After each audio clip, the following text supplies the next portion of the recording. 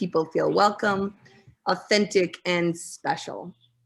When Keila's not working, you can find her fly fishing, reading sci-fi, and enjoying time with her friends. So everybody, welcome with me, Keila McCracken. There we go. Oh, good morning, everyone. Thank you, Joanna. Good morning. As Joanna said, I'm Keila McCracken, working with Peacemaker Resources, and I also am another small business owner here in the Northwoods of northern Minnesota. I just want to thank you guys for having me this morning. I have been excited for this for months now. I am someone that in my college years worked as summers here at a local resort here in northern Minnesota. And so having the whole service industry and the relational side and the nature side and having all of that combined into one to me was always a lot of fun. So I'm excited to hang out with all of you today. Before we even dive in for talking about communication, what that means, what does that feel like, what does that look like and sound like, I just want to invite you to take a moment to breathe. So we all have very hectic schedules. We have a lot going on. We probably have a lot that already we have done today, this morning. And I just invite you to take a moment, find a comfortable way to sit in your chair and just take a few deep breaths. If you have a cup of hot coffee, hot tea next to you, go ahead and take a few sips of that and just relax. You're here, you're doing what you need to do right now. And I just invite you to be present in the moment and just take one slow, deep breath.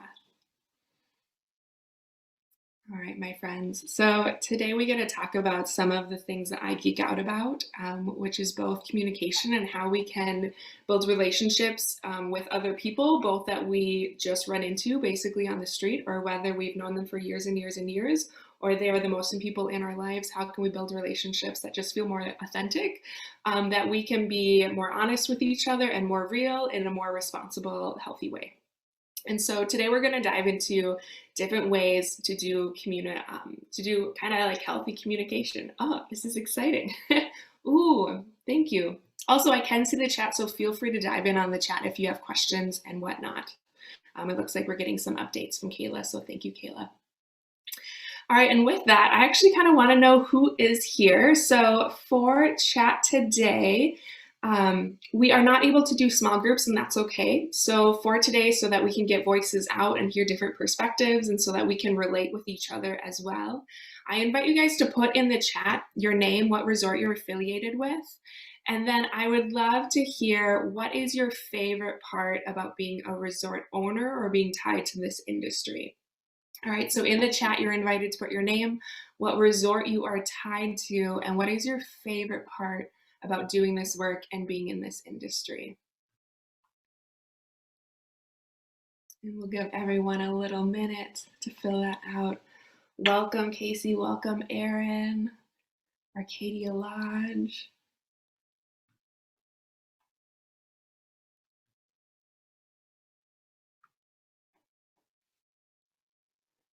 Welcome, Ryan from Crow Wing. Ooh, favorite part is winter when the resort is closed, having that time to just breathe and relax. Ooh, welcome Joanna and Josh. Brookside Resort. Yeah, the people, connecting with the people. Beth from, oh, my thing just went away, from Knotty Pines. I know where that is. First year resort owner.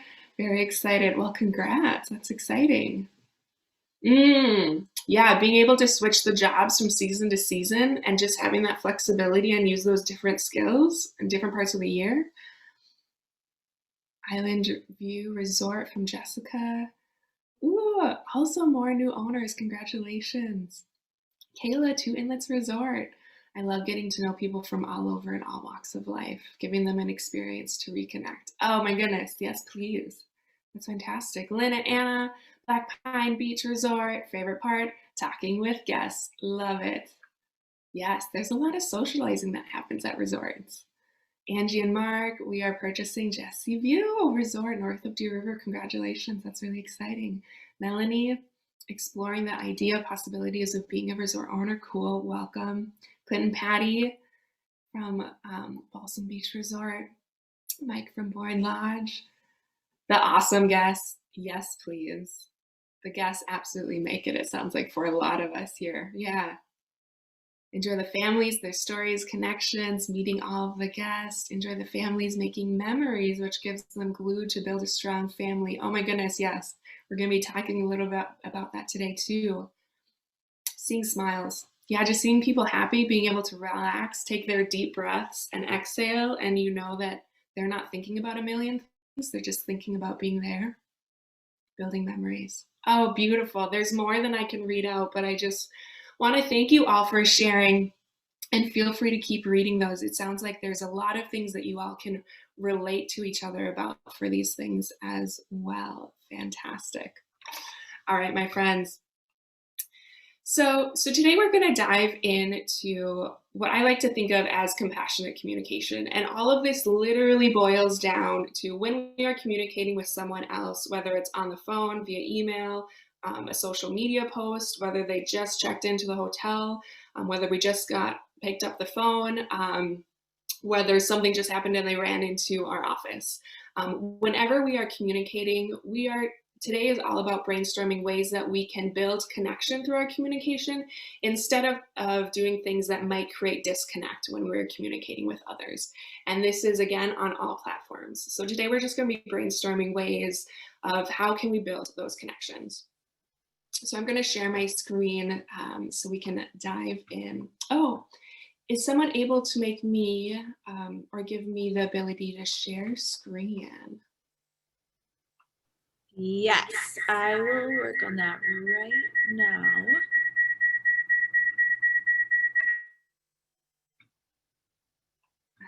Thank you, thank you.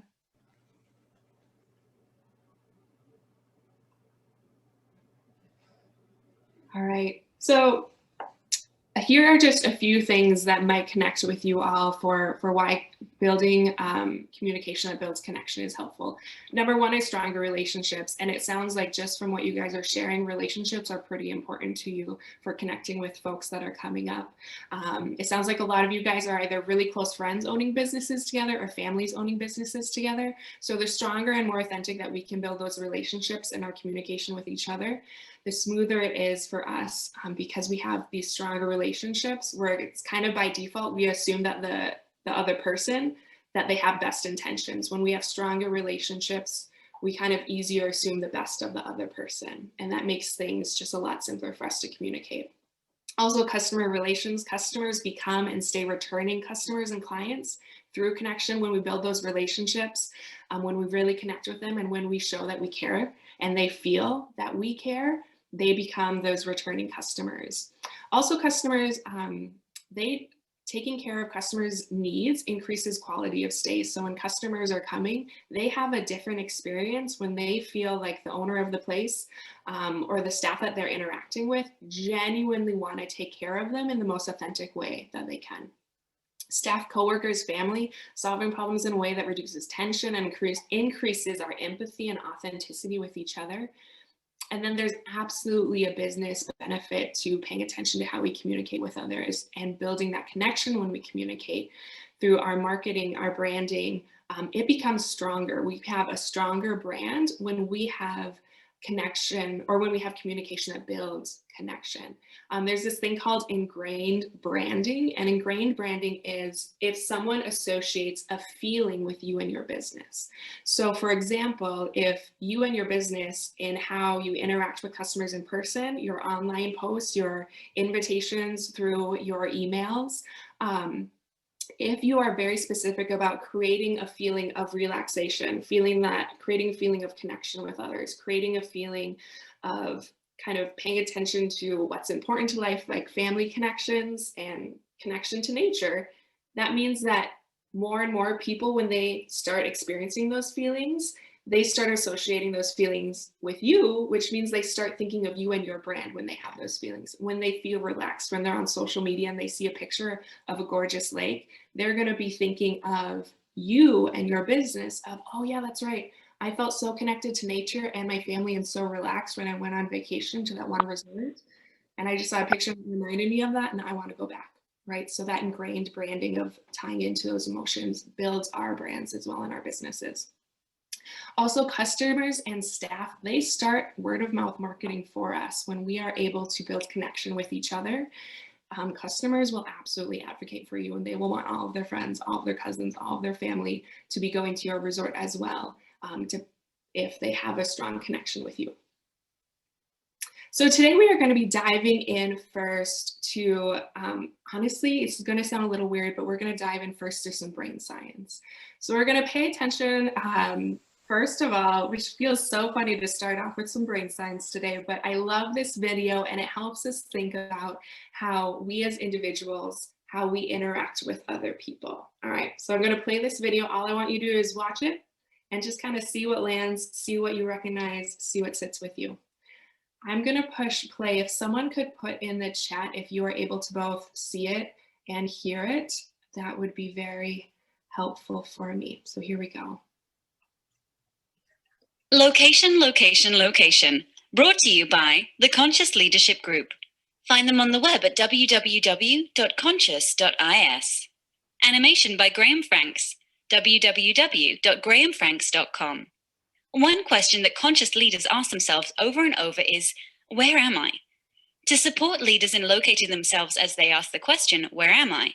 We offer this tool, a line, a simple black line. At any moment, all leaders and all people are either above the line or below the line. Our location describes how we're being with what is occurring in our life right now. If we're above the line, we are open, curious, and committed to learning. If we are below the line, we are closed, defensive, and committed to being right. Stop right now and simply ask yourself, where am I? In this now moment, am I above the line or below the line? Typically, when people are below the line, they believe certain things about the world. For example, they believe there is not enough. It could be that there's not enough money, or time, or space, or energy, or love. People below the line also believe that their story about the situation is right. People below the line also believe that there is a threat out there. Something or someone is threatening their desire for approval, control, or security. And people below the line see the situation as serious. The deeper below the line they are, the more serious things look. People below the line tend to behave certain ways as well. They tend to cling to an opinion, find fault and blame, gossip, explain, rationalize and justify, get overwhelmed, and avoid conflict or pursue conflict for the sake of winning. When people are above the line, they believe that learning and growing are more important than being right. They believe that all people and circumstances are their allies, here for their growth. They believe that from a distance, almost everything is funny. People above the line live in curiosity, listen deeply, speak unarguably, question all their beliefs, and live a life of play. Now, knowing what you know about being above or below the line, where are you? One thing to know as you consider this question, we're hardwired to go below the line. Literally, our brain is programmed to perceive threat, and when it does, a chemical cocktail courses through our veins, and we go below the line. This reaction was designed to help us survive in the presence of a real threat to our physical survival. An issue for modern-day leaders is that often our brains can't tell the difference between a threat to our physical survival and a threat to our ego or identity. We react and get defensive when we experience a threat to our ego. So in many ways, being below the line is natural and normal. But when we are below the line, we're not in a state, literally brain state, of high creativity, collaboration, innovation, and relational connection. We're simply trying to survive. Leaders today can't thrive if they're in survival mode. So the first activity of conscious leadership is location, location, location. In this now moment, where am I? All right, my friends, let's turn to our chat. I would love to hear from you. What stuck out for you from that video?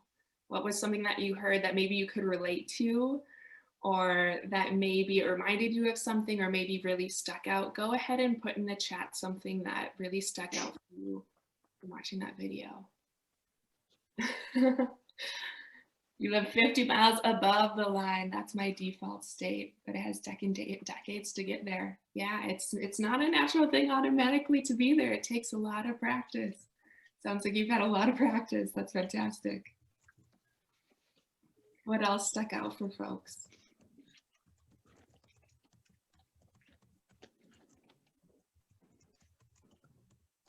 And Keila, too, people definitely can have the ability to talk too if you wanted them to use the raise the hand option, or we can bring them on if you want that as well.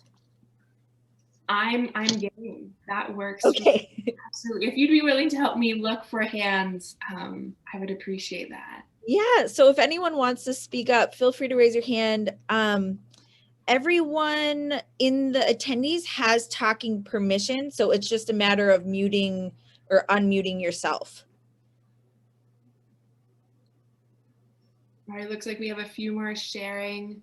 Someone mentioning that others affect where you are at, right? So how you're interacting with others affects how you are feeling. If you're feeling above the line, below the line. Yes, we're highly relational folks, aren't we?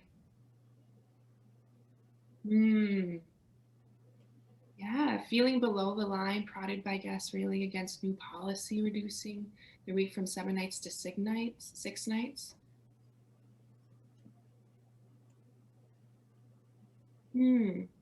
It sounds like you were very deliberate in your communication with your folks, with emailing people. Our email responses were received well, and I feel a deeper relationship achieved. Oh, that's wonderful. Was able to move into writing a funny story about silly kid incidents. That's great. Yeah. And I think that so speaks to the honesty of, yeah, we might be under the line. It doesn't mean we have to stay there, but there are times where there's just the honesty of the situation where we are below the line and we kind of have to regrip and reevaluate to see where we go from there. How do we get to the point where we can be above the line to then see the solutions? Yeah. When someone is below the line, it's hard for them to get above the line. It is hard. It is.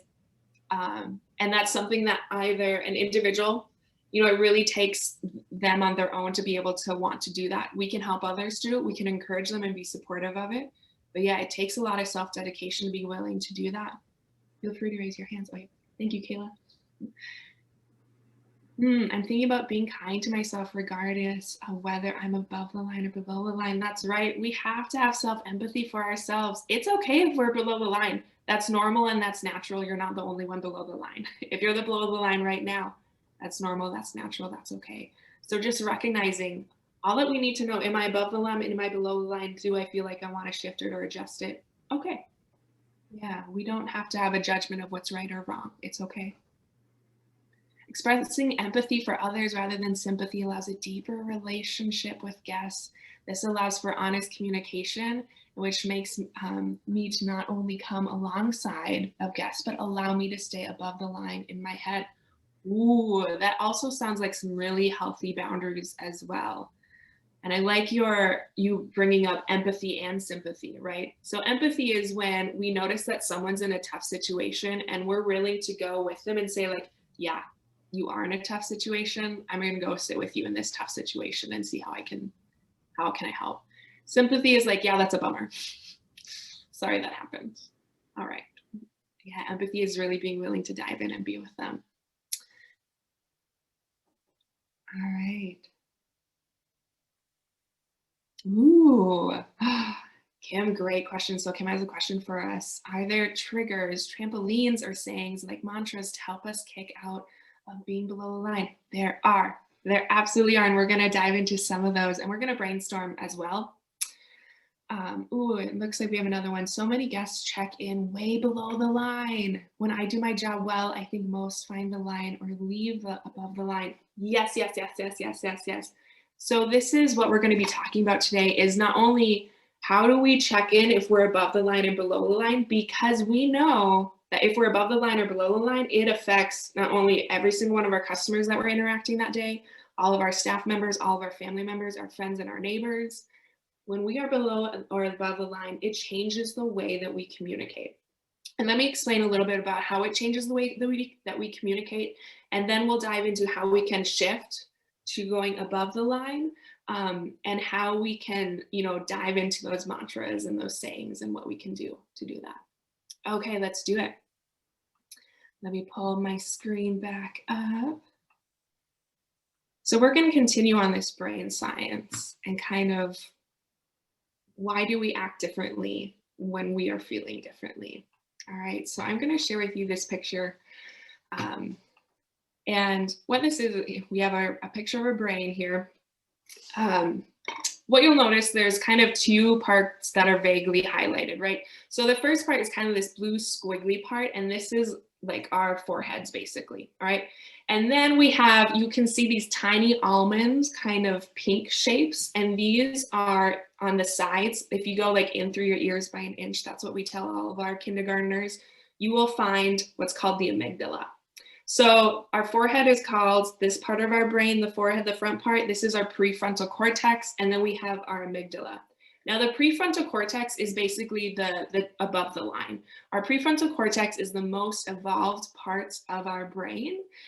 This is the smartest part of our brain. This is the part of the brain where if you think of a really witty, funny, fantastic, smart joke, it's coming from this part of the brain. If you're sitting around the campfire and telling a really funny story and everyone is laughing and you're enjoying it and you're connecting with others, you're using this part of the brain. If you are laying underneath the truck trying to fix the engine and you figure out a new workaround or you figure out what went wrong, you're using this part of the brain.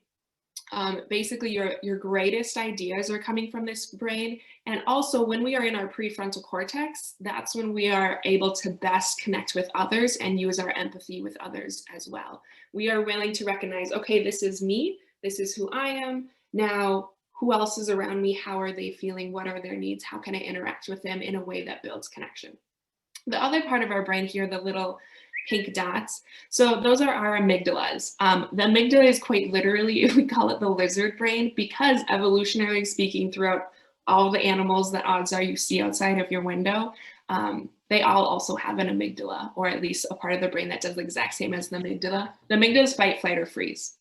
Anytime that we in our body feel like something's uncomfortable, whether it's because we come outside and all of a sudden there's 5 big black bears that are right there standing around all of the trash cans, or whether it's so the black bears, that's like a real threat. So we walk outside, but there's multiple black bears. Instantly our body goes tense and instantly we do fight, flight, or freeze and make really fast decisions.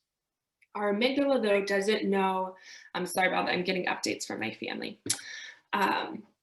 Our amygdala doesn't know the difference between a real threat and a perceived threat. So anytime that you are interacting with someone and they say something and instantly you feel your blood rushing, it's your amygdala feeling this perceived threat, feeling that your body is uncomfortable, and any kind of hint that your body might be uncomfortable, your amygdala kind of goes on caution brain and starts looking around like, do I need to take over and make decisions for this body?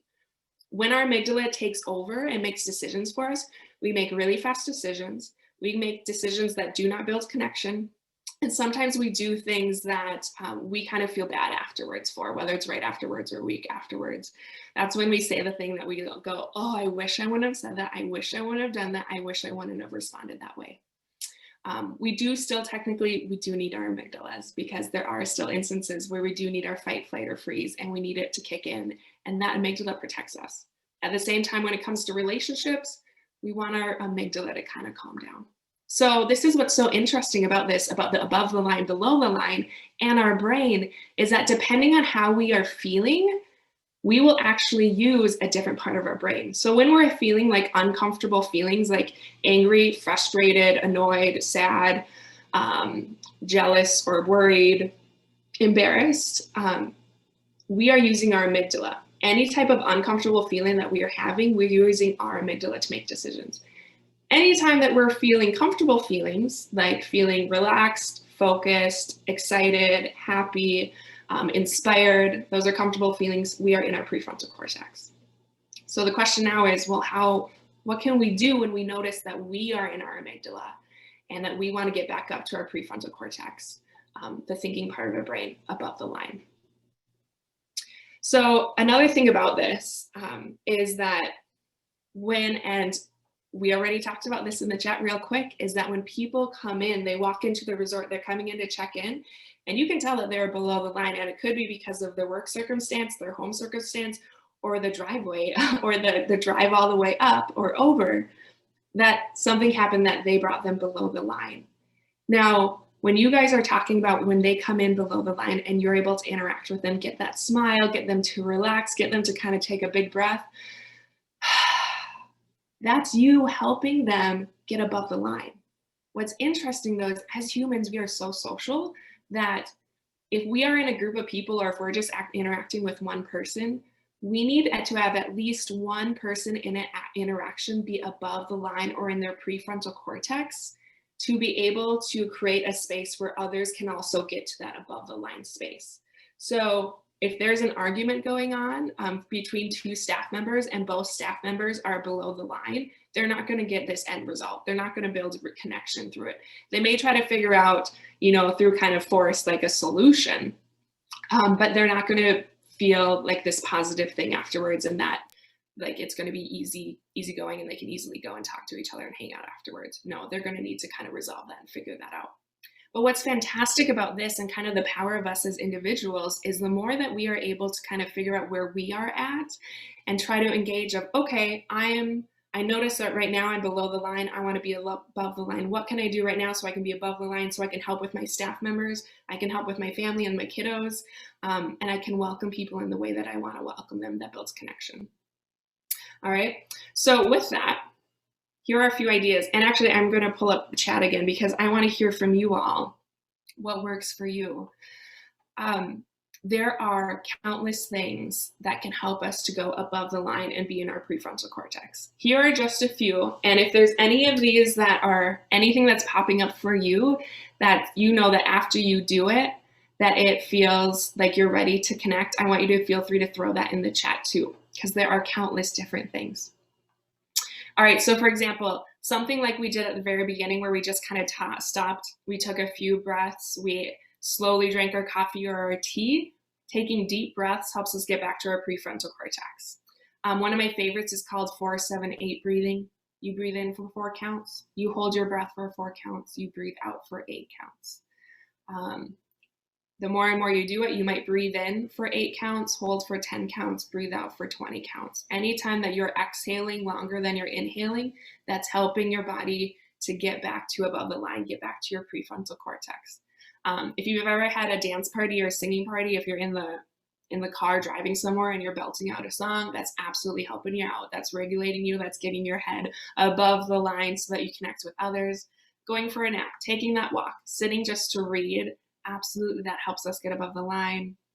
Also, sometimes for some of us, we have tons of energy and we have to get it out. So whether that's going outside, going for a run, doing chores, chopping wood, chopping onions, do whatever you got to do, get that energy out. All right, and then one of the biggest things as well that we can do when we are noticing that we're below the line or in our amygdala is what's called name it to tame it, which is putting a name to the feeling that we are currently experiencing. And as soon as we name it, the body kind of recognizes it and says, okay, yep, I am feeling that. Okay, sounds good. So just being able to name it scientifically, to name what we are currently experiencing, name that, oh, right now I am below the line. That's enough. Or if we want to name specifically what feeling we are experiencing below the line, that's enough for our body to kind of relax and for our brain to step back up into our prefrontal cortex. All right, my friends. Ooh, Beth, I like what you're thinking. Yeah. So, and Beth, she shared that the other day she taught a class and did jumping jacks before to raise my energy, and it worked. Yes, absolutely. Absolutely. So we can use different activities to help kind of fluctuate our energy and kind of our emotions as well. So if we need more energy, exactly, doing jumping jacks. If we need less energy, being really specific to sit down, just think of one thing, do some few breaths. Absolutely. So with that, with the name it to tame it, I'm going to share my next slide. And actually the next slide ties in exactly with what Beth brought up, is that we do have different emotions. So when we name it to tame it, This is a really approachable grid that I love. And this grid approaches feelings not so much in a way of like you have to specifically have like this full vocab list inside your brain, because not all of us have these full vocab lists of like all of the feelings in the world. I'm someone where I probably on average, I feel like I have about 7 feelings. I know that I have more, but sometimes I struggle with putting that perfect word on a perfect feeling. So this is a way that's helped me. And I think it's a really approachable way for us to figure out in the moment how we are feeling. So on the left, you'll see energy levels. So a low energy versus high energy. So what Beth is speaking to is she noticed, you know what, I'm going to need some more energy right now. How can I get more energy? So when we feel like we have low energy, we can do an activity that gets our heart rate up, gets us energized, gets us ready to go. When we're having feelings that are high energy, we can do things to help calm us down. And then we also have on the bottom the spectrum of pleasantness versus unpleasant. So on the right, we have comfortable feelings, pleasant feelings that we love to have. And honestly, humans are a little addicted to having, and we will do anything we have to try to get to those feelings, which is totally okay. And on the left, we have uncomfortable feelings. The extreme left, the enraged, livid, fuming, anxious, repulsed, disgusted, pessimistic, alienated, despondent, despair. Those are extremely uncomfortable feelings to have in our bodies. And we want to do whatever we can to not feel those things. And sometimes that means trying to dismiss them and put them under the rug. And sometimes that means really trying to figure out, okay, what am I needing? Why am I experiencing this feeling? What can I do to address it? Yeah, I love the mood meter too. This is all of Mark Brackett's work. And I really appreciate that he made it, just because sometimes I use this for me, and I also use this with like little kids too. You can be any age, just to try to figure out, okay, am I feeling high energy, low energy? Okay, I'm feeling high energy right now. And am I feeling a pleasant feeling or unpleasant feeling right now? I'm feeling a pleasant feeling right now. Just those 2 questions helps us figure out where we're at. Ooh, yeah, Ryan shared the Navy SEALs use a similar breathing technique they call square breathing. Is that where you do is it 1, 2, 3, you inhale 1, 2, 3, 4, hold your breath 1, 2, 3, 4, exhale 1, 2, 3, 4, hold 1, 2, 3, 4. Okay, sweet. And I'm sure they have different numbers too. Yeah, that's one of my coworkers, that's one of her favorites to do on Zoom, because everyone has a rectangle to use. Ooh, sweet. Yeah, there's for this mood meter, there's countless of them online, and some of them have, this one has a lot of different feelings, someone have less feelings, so whatever feels approachable, do it, or whatever has the prettiest colors, whatever suits you. Oh, that's fantastic. Okay, so here's my question for all of you. And looking at the clock, we actually have a little bit of time. So we will do a 5-minute break. So what I'm going to invite us to do, we're going to take a 5-minute break. So let's plan to be here back at 9. We'll do 9:48, 9:50-ish. But what I invite you to do for this break, before you come back, I want you to try to figure out and check in with yourself and see, am I above the line? Am I below the line? And I invite you to check in on this mood meter to try to figure out, how am I feeling right now? So if you're feeling low energy because it's still the morning, or maybe you're a morning person and you have all the energy, and right now sitting in front of the computer is not very fun because you have the energy in the morning. I want you to check in how you're feeling right now. Check in if you're above the line, below the line. And if you want to, you don't have to, but if you want to, you can do something to help either recognize your feelings. So if you are feeling like you have a pleasant feeling, a comfortable feeling that you're above the line, I would invite you to do a moment of gratitude of like what you're grateful for this morning. If you're below the line and you're feeling unpleasant, if you want to, I invite you to do something that will kind of help you kind of feel better. So name it to tame it, or go outside, try to catch some snowflakes on your tongue, or give the dog a hug, do whatever can help you. All right, my friends? All right, so we will take about a 5-ish minute break. Come on back. Let's just do 9:50. So coming back at 9:50, and I invite you to take a break, step away from your screen, stretch, do what you need to do.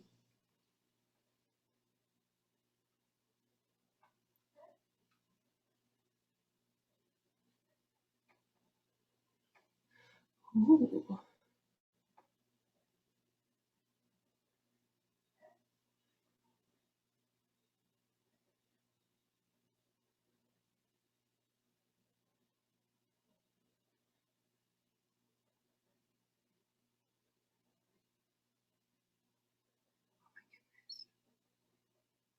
Cool. Cool, cool.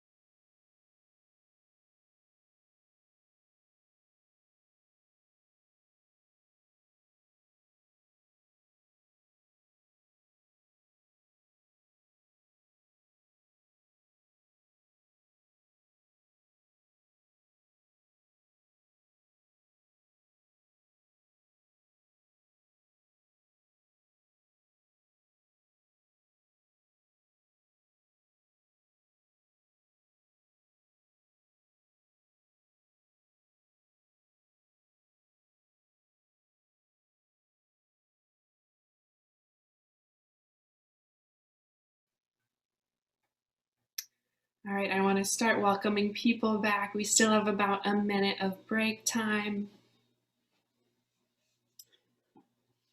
So I want to slowly welcome folks back. I'm assuming some of you guys are still adjusting or getting back or filling up a coffee cup real quick. So welcome back, my friends. All right. So again, just like how we started earlier, when we just took a few deep breaths, I invite you to again find a comfortable way to sit in your chair. If that means keeping your feet on the floor or adjusting and sitting up a little bit taller.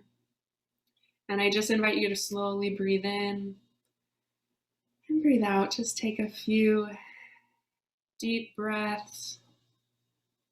If you have a dog or a cat near you, give them a little extra hug. That helps us too. All right.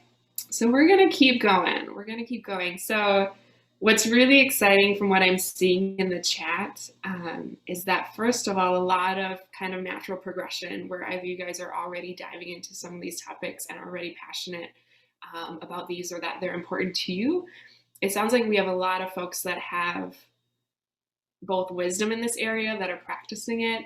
And so I want to continue the invitation for you guys to keep sharing, because there's a lot of wisdom in this group and a lot of ideas. So Jen and Mark, you guys shared as well that at your resort, you guys kind of sit with folks and do a reflective listening. So you allow them to get out the issues that maybe they're struggling with, affirm for them that what they're experiencing is an issue, not leaning towards agreeing or disagreeing or right or wrong, but really creating a space to affirm them and making them or helping them to feel heard. And then kind of that creates this positive win-win result. And I like that you mentioned that sometimes it is actually, they might be kind of bringing up something about the resort, and that's okay. That you guys just want people to be authentic and honest with you. That's beautiful that you're able to create those spaces for people, because not all people are willing to go to those spaces alone. Sometimes they kind of need that invitation. So for you guys to be that willing person, that willing people to say, okay, we're willing to hear you out, go for it.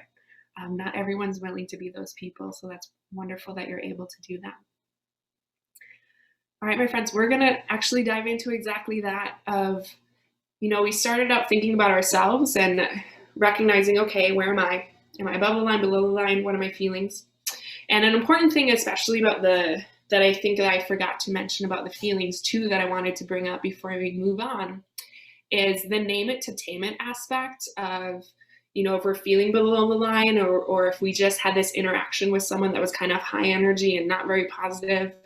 If we name what we're experiencing before we transition into a different activity, it is less likely that our uncomfortable feelings from over here will continue over into our next activity. So for example, something as simple as you're driving home and from either work, or you're walking into the home from the office for the resort, and it's been a really stressful day. There was a problem that you really had to sink into it. It absolutely affected your emotions, how you're feeling today. You're kind of crabby about it.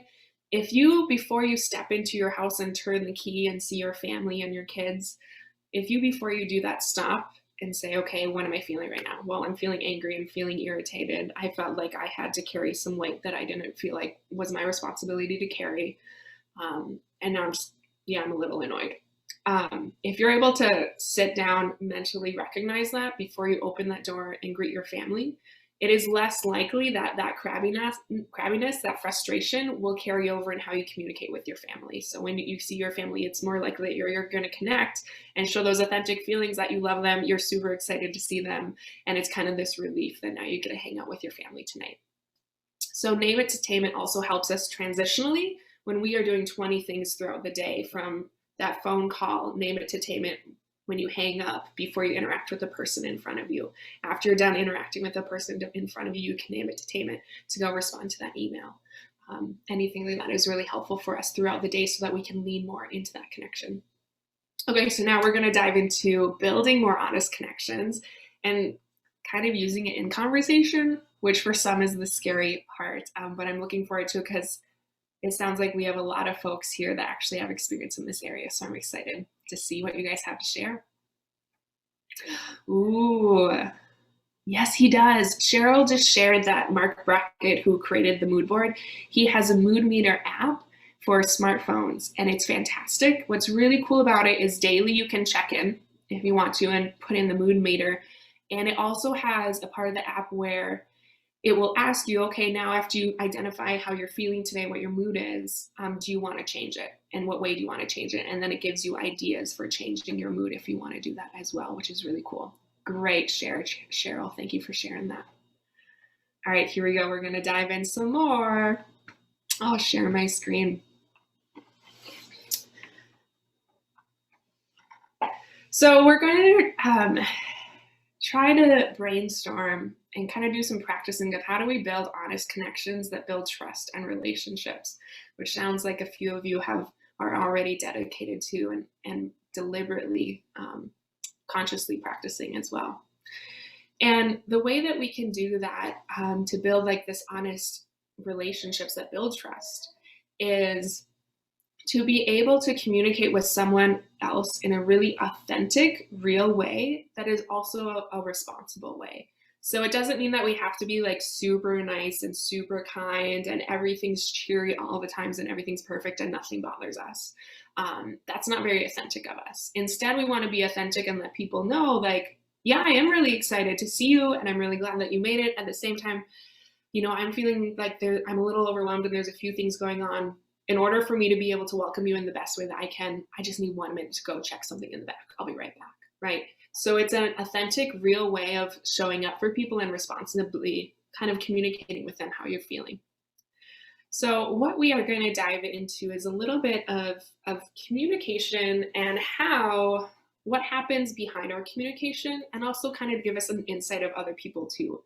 So within our interactions with people, within our actions, our behaviors, and our communication, and I'm also going to rephrase that in another way, behind every other person's interactions through their actions, through people's behaviors or our kids' behaviors, through other people's communication, is an attempt to meet a need that is tied to a feeling. So anything that someone is doing, even to us, like when it absolutely makes no sense, it is somehow tied to either a child, a kid, or another person trying to meet some sort of need. There's some sort of strategy to meet a need. Now, sometimes the strategies that people choose don't really make sense to us because they feel like they're doing the opposite. So if you've ever had a kid kind of like throw a tantrum, no, that isn't the fastest way for them to communicate with someone else how they're feeling, but the kid might not know how to meet that need that they're doing. So the kid might be needing attention, they might be needing a nap, they might be hungry, and they don't know how to communicate that. And so they get to this point where I don't know what to do, so I'm just going to cry and have a tantrum and hope that someone can help me figure out what I need because I don't know how to communicate this. The same thing happens in adults, where if you've ever had, if you personally, a family member, a staff member, someone from a vacationer run into your office kind of at a really high energy, really frustrated, kind of wanting to blame everyone and point at everyone, they're trying to get a need met, but they don't know the best strategy to kind of express their need. All right, so we're going to try to figure out kind of how can we figure out both someone else's needs and our needs and express those in a more responsible, approachable way. So first of all, what is a need? That's always kind of a fun question. And I'm going to put in the chat a link. For this link, it has 2 pages. The first page is another page of feelings. Feel free to dive into those if you want. The second page is what we are going to be using for the rest of our time together for this session. So I invite you to click on that link and scroll down to a list of needs. And what you will see is a full list of all sorts of different needs that someone might have. And some of these needs quite literally point to like our physical needs as humans, right? So we need water, we need shelter, we need warmth. And then it ties in all sorts of different needs that we have as extremely social human beings. So the need to belong, the need to relax, the need to matter, the need to have responsibilities.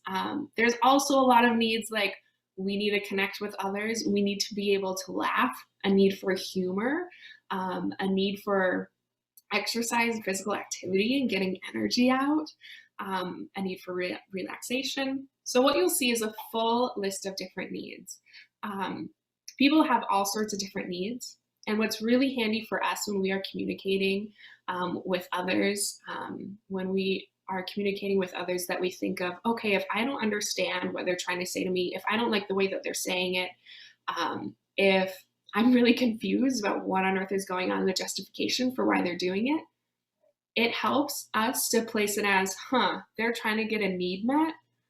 What need are they trying to get met? It's a more empathic kind of way of, okay, empathy is all about caring how someone else is feeling and trying to figure out how they're feeling, and also letting them know I care how you're feeling.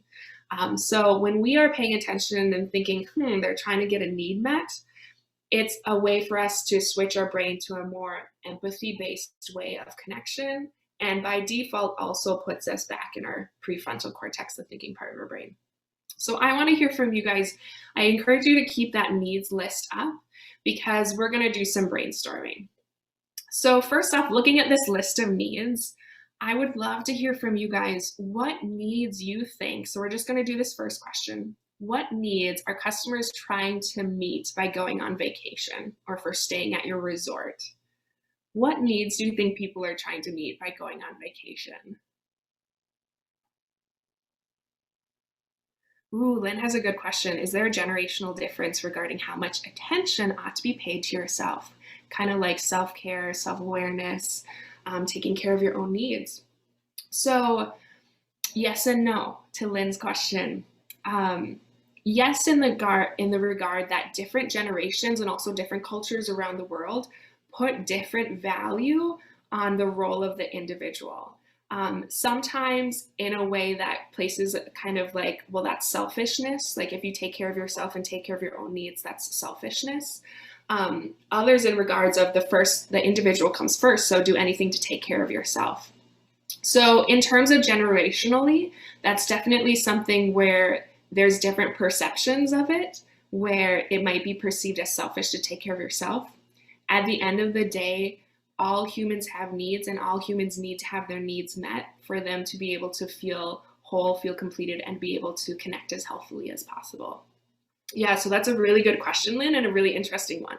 If you have that conversation, that's a great question for literally anyone or any group with multiple generations in it. You will get some really cool, fascinating questions or answers. So I encourage you to keep asking that question. Ooh, so Kathleen is talking about time to get their thoughts together. So reflection, it sounds like the need for reflection. Yeah, the need for some quiet. Time to get their thoughts together. Yeah, absolutely. What are some other needs that people might be trying to meet when they're on vacation? And again, this will be the second page of the link that I posted. Let me know if you need me to repost it too. Oh, rest. A moment to reconnect with themselves and their families. Yeah.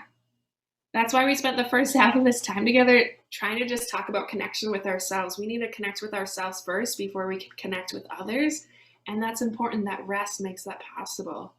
Rest, relaxation, connection with nature. Yes, please.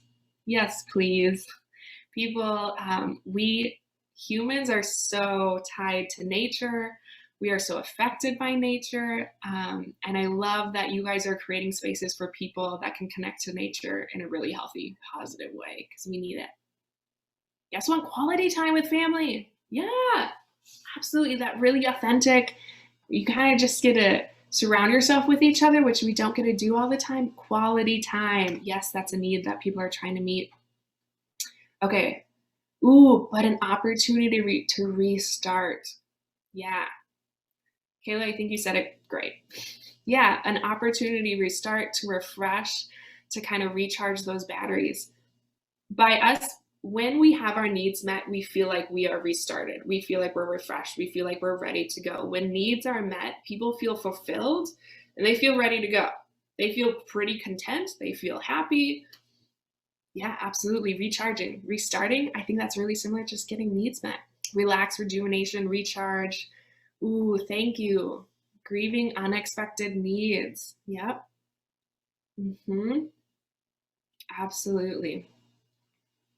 We might be interacting with folks where they're realizing that shifts are needing, things are changing, whether that's personally in their life or with their vacation. They need to kind of let go that things are changing and accept that. Yeah. Oh, a step back into simpler times as they view them in their own memories. Getting to reflect, getting to go back to their memories, helping things to feel more approachable, right? Going back to the old times, that's helping things feel more approachable. That's also a way of self-soothing. People feel more comfortable when they go through memories that are especially positive. Absolutely. Escape. Yeah, it's totally okay to have escape and feel a need to step away. And reconnections with ourselves and others. Oh, so cool. All right, my friends. Here we go. We're gonna switch it up a little bit. Okay, question number 2. What needs might come up when things go wrong on vacation? So let's say, I love thinking of scenarios for this one, so think of whatever scenario you want for this one. But for example, there's an overflowing toilet in their cabin. What needs might be coming up for that? Lately, I've been yelled at by so many red squirrels outside. Let's say there's a red squirrel in the cabin that's yelling at everyone, because that's apparently what they do. Or they come outside and they're very scared. They're from the cities and they see a black bear and they have no idea what to do. So let's think of some needs that might come up if a scenario goes wrong during vacation. Yeah, thank you, the red squirrels. Why do they yell at everyone? I got out of my car and one just yelled at me for 10 minutes straight. All right, so what are some needs that might come up when things go wrong?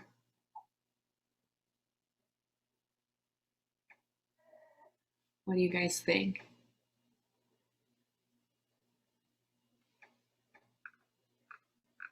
I'm going to bring up one, let me go back to our chat, that Jen and Mark shared about when they do their reflective listening with folks that are staying there and affirm with them kind of what they're experiencing and their struggles and let them know that, yes, it is a real issue.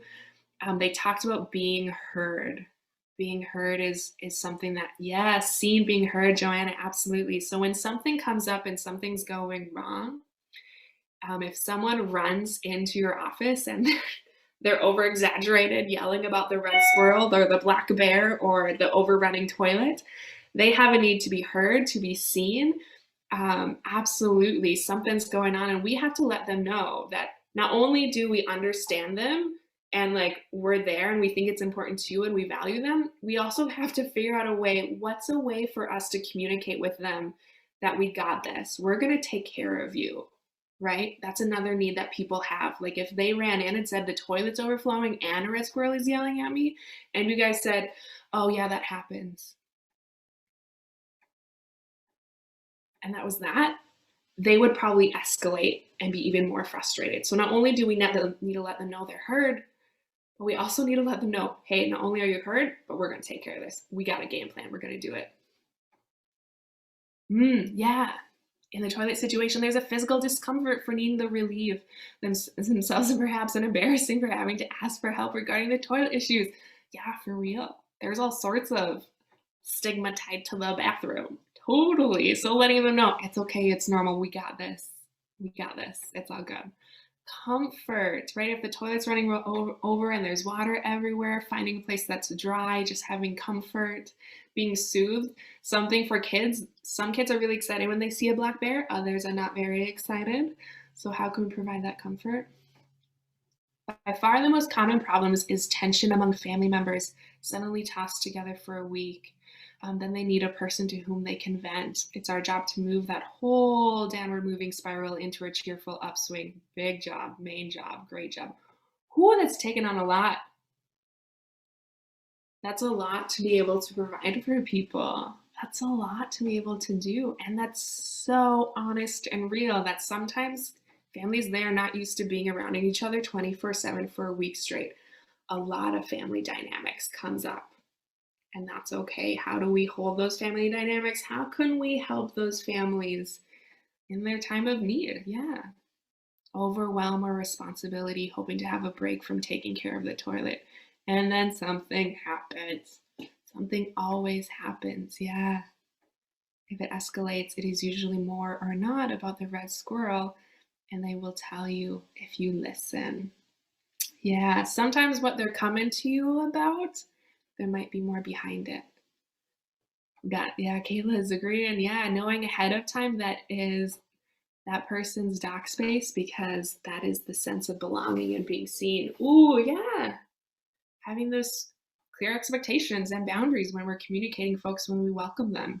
What's their space? What might not be their space? Or assumptions about spaces? Yeah. All right, so looking at the time. All right, so we're gonna keep moving along, and we're gonna continue this. Now, it sounds like a lot of you are actually practicing this. And so for some of you, this is going to be reaffirming. For other ones, I invite you to just listen to see what kind of connects and what you find interesting. So when we are interacting with people, exactly what we're talking about, the example that's given, that it might not be about the red squirrel, it might be about something else that's going on. And if we listen, that will come out. I invite you all to practice listening skills. It's a lot easier than it sounds. But I especially invite you to practice listening to build connection instead of disconnect. So what listening can be like for us as the listeners when we're trying to connect is we're trying to just listen to understand. We're trying to put all of our perspectives, all of our judgments aside, all of our weighing of what's right and wrong, what's good or bad, put all that aside and just try to understand, where is this person coming from? What is their perspective? What are they feeling? What might a need be right now that they're experiencing right now? And try to listen to show empathy for them. So if they're sharing about the red squirrel, but then something comes out about kind of a conflict within their family with their spouse, saying, okay, I'm hearing that there's kind of frustration, or I'm hearing that you just want to be heard. I'm hearing that, connection is really important to you. I'm hearing that family time is really important to you. It sounds like this is kind of an adjustment, having everyone here without the soccer schedule and the work schedule and the school schedule. Having everyone here sounds like it's an adjustment, right? So listening with the empathy to try to better understand what they're feeling, what they're experiencing, and what their needs are.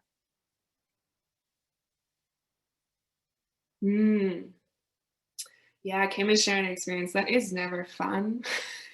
It is never fun when you kind of have to serve the role of, I have to enforce or try to influence your behavior and try to change your behavior, because we don't have any control over anyone, right? We can't control what other people do, but with our communication, we're hoping we can convince them to change their behavior so it works better for the cabin right next to us. Yeah, those interactions are not fun. Also, when we're listening and we're listening to judge, we're listening to blame and point fingers, we're listening to find fault of who did what, where, and who was wrong through their story, or we're trying to listen to compare of who should have done this, who should have done this, who's better at that, who's worse at that. Or if we're listening to prove that someone is right, and that might be us that we're trying to prove is right, when we're listening in that way, we're causing disconnect between folks that we are interacting with. Okay, so now we have our listening to. Now we're going to transition. When we're listening, we want to practice these things, right, to build connection. Now, when we speak to build connection or disconnection, these are just a few examples, and it sounds like these are things that a lot of you are already aware of and identify as a core part of your role in your resorts. Is when we speak, we want to use language that connects us. So try to say, okay, instead of saying, you did this, you did that, you should do this, we can say, are you willing? Or this is what I heard, this is what I understand. Instead of saying you statements, we can make them I statements and make it about ourselves. Because as soon as we say you, the person takes literally what you're saying and saying, oh, they're applying this directly to me, and right now I need to weigh if that's true or false. And as soon as people are trying to weigh if it's true or false, they're not going to be listening to us, and they turn into being defensive and go into their amygdala, go into below the line, and they want to be right. When we speak to build connection, we're kind of speaking from our heart. We're speaking from our truth in a really honest, authentic way. We're using words, and we're recognizing that our words have long-term impacts. So even though the toilet's overflowing and running, we might have our moments where we're saying our words that we're saying. At the end of the day, when we're communicating with the household that's staying there, we want to let them know, you're taken care of. I'm so glad you let me know as soon as you did that this happened. It looks like the problem is solved. As soon as it looks like something's off, or if you hear something funny or something looks funny, you come get me, because I'm going to come over here and I'm going to take care of this for you. right? We want to have our long-term impacts with our words, recognize that what we say has a long-term impact. It's not just in the moment. People remember that, and they remember the feeling they had when you spoke to them.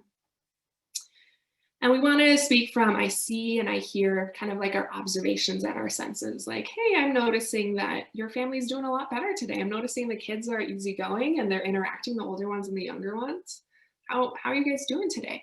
You know, or I'm noticing that maybe you guys need some space as a family, you know, like you and your daughters, you can go here. And if your husband wants to take a break and go fishing for the day, you can do that. You know, I'm noticing this. What do you think?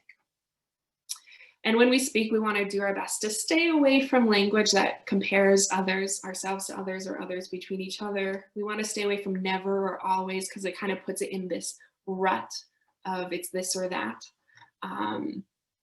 We want to stay away from shoulding or musting on people, or thinking about punishments that we want people to have, or judgments or labels, or diagnosing an issue, or creating demands. And the last thing that I want to share before we kind of are going to switch over to kind of throwing some ideas in the chat is, when we ask someone if they're to do something, we can ask them, hey, would you be willing to do this?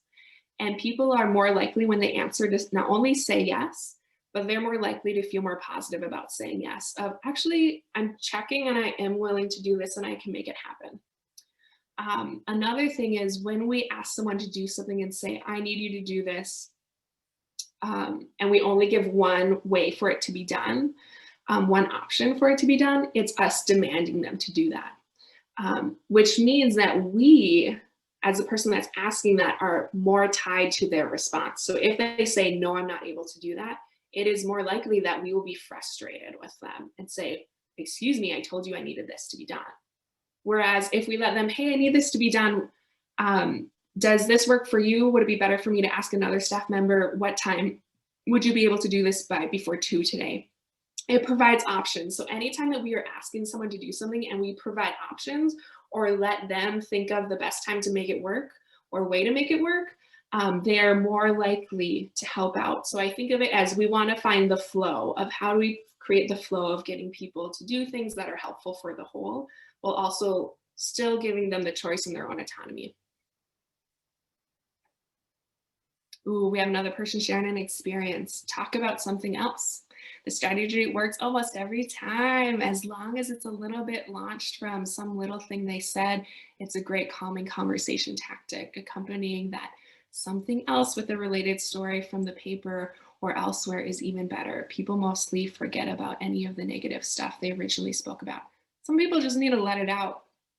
Yeah, and if you're willing to be that person to sit there and just let them say it, sometimes that's all they need, because they're able to, that's almost like the name it to tame it. They're able to put it out there. Someone's able to listen. You're getting a need met for them. They're feeling heard. They're feeling valued. They're feeling taken care of. So they're feeling good afterwards. Yeah, you're meeting their needs by doing that. Absolutely. All right, my friends. So now I'm actually going to take this down so I can see more of all of you. So I would love to hear now, I just want us to kind of brainstorm in the chat. I would love to hear from you guys. We're going to kind of brainstorm both for people that are coming and staying at the resorts, folks that your coworkers or your staff, and then for yourself or for your family. So actually we already did people staying at the resort. So why don't we dive into our staff? And for our staff, some of you guys, it might be your family. For others, your staff might be like hired employees, and there might be a hierarchical system where some people have more power than others. But I would love to hear from you guys in the chat for what are some needs that you think your staff members have. And it can either be staff, like a workplace in general, or very specific. You might be thinking of a certain employee in the work environment. But I would love to hear from you guys, what is a need that you think your staff members have, and go ahead and share that in the chat. I'm going to share also a few for people that have shared. I find myself thinking about traditional gender differences in communication and listening. I think about that too. I thought about that for today, because even today's topic, what we're talking about feelings, talking about needs, talking about being the listener.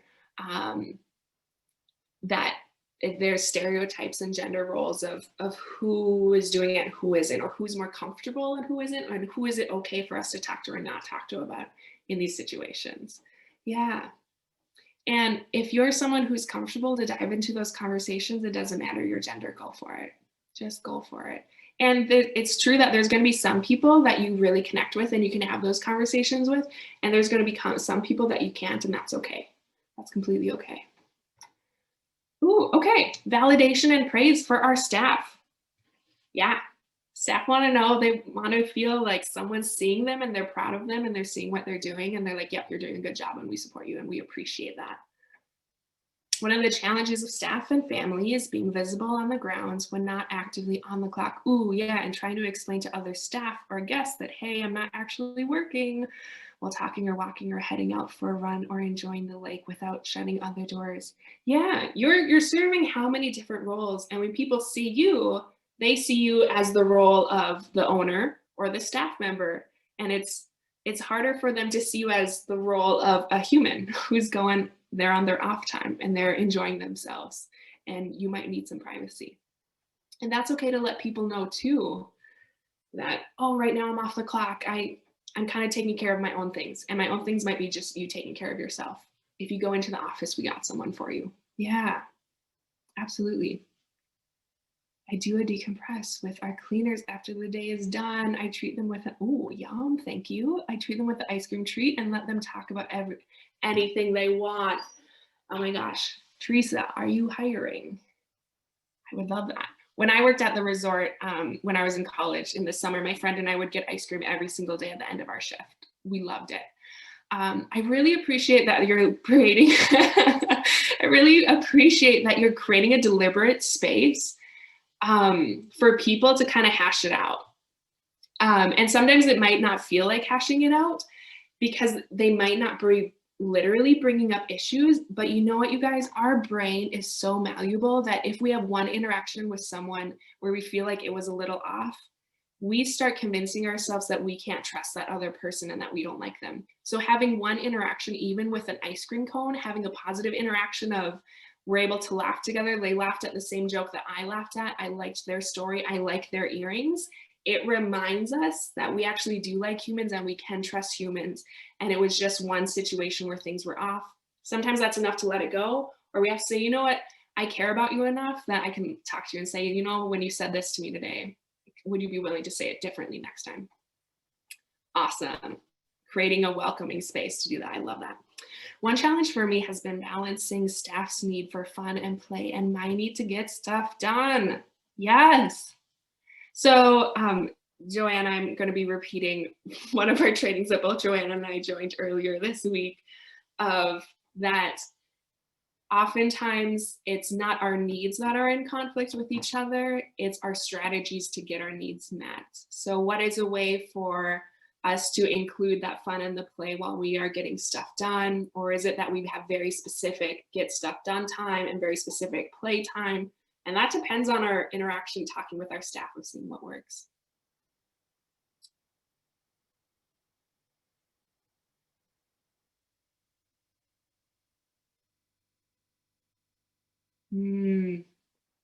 Yeah. Oh, thank you, Kim, for sharing that. So if you want to read Kim's full story, it's there. But in summary, it's kind of like recognizing that we're paying folks, and sometimes we're kind of wondering, when are they using the advantage of not being seen right in front of us, and kind of taking their time and feeling that I might be being taken advantage of. That's something that I absolutely witnessed at my old job, and it was really frustrating when I worked in a resort, is noticing that and knowing that we had no control over those other people, and feeling frustrated that they also got paid more time than those of us that worked really fast because we were paid per hour. It's really tough. And it's really good that you're able to pinpoint, like, yeah, I might feel taken advantage of. I feel kind of angry. I feel like something's not fair here. And oftentimes if we're feeling angry, it's because our body's letting us know that something's off, something's not right, something needs to change. Yep, absolutely. And also I invite you guys to let other people know about your needs as well. So talking with your staff of, I need to know what you guys are up to. and I need to build trust.